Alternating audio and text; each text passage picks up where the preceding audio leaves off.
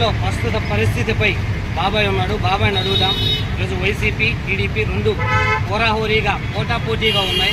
మరి వాళ్ళల్లో ఎవరు విజయాన్ని కైవసం చేసుకుంటారనేది బాబాయ్ని అడిగి బాబాయ్ మాటల్లో తెలుసుకుందాం. చెప్పు బాబాయ్, ఇప్పుడు ఈరోజు పరిపాలన బాగుంది. జగన్ పరిపాలన చంద్రబాబు నాయుడు వస్తే చంద్రబాబు నాయుడు ఇంటింటికి 1500 ప్రతి ఆడ మహిళకి 1500 నెలకి ఇస్తా అంటున్నాడు. సంవత్సరానికి 3 గ్యాసులు ఇస్తా అంటున్నాడు. ఇస్తానంటున్నాడు కదా. లేదు రెండో మాట వచ్చింది కదా, ఆయనకు నమ్మరు. జగన్ అన్న మాట గ్యారెంటీ ఇస్తాడు. అంటే ఒకసారి ఇప్పుడు ఈసారి పవన్ కళ్యాణ్ కూడా నేనున్నా మీకు ఏదైనా అన్యాయం జరిగితే పోరాటానికి అసెంబ్లీలో ప్రశ్నించడానికి నా మాట కూడా నమ్మండి అని చెప్పేసి వాళ్ళు కూటమిగా అసలు ఆయన అసలు పనికిరాడు.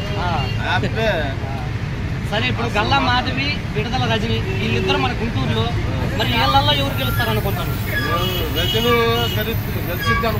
రజని. గల్లా మాధవి కూడా మేము ప్రజల మీద దగ్గర ఉన్న సమస్యల మీద గట్టిగా పోరాటం చేస్తాం. మీకు ఏ సమస్య ఉన్నా ఎప్పుడైనా సరే మా ఇంటికి వచ్చి అడగొచ్చు, అడిగే హక్కు మీకు ఉంది. మేము మీ తరఫున మేము పోరాటం చేస్తాము, నా సాధ్యమైన దూరం మేము చేస్తామంటారు. మరి ఏమంటావు? అంటే ఇప్పుడు మరి టీడీపీకి వేస్తాను, వైసీపీకి వేస్తాను. వైసీపీకి వేస్తాను. ఓకే, థ్యాంక్ యూ బాబాయ్.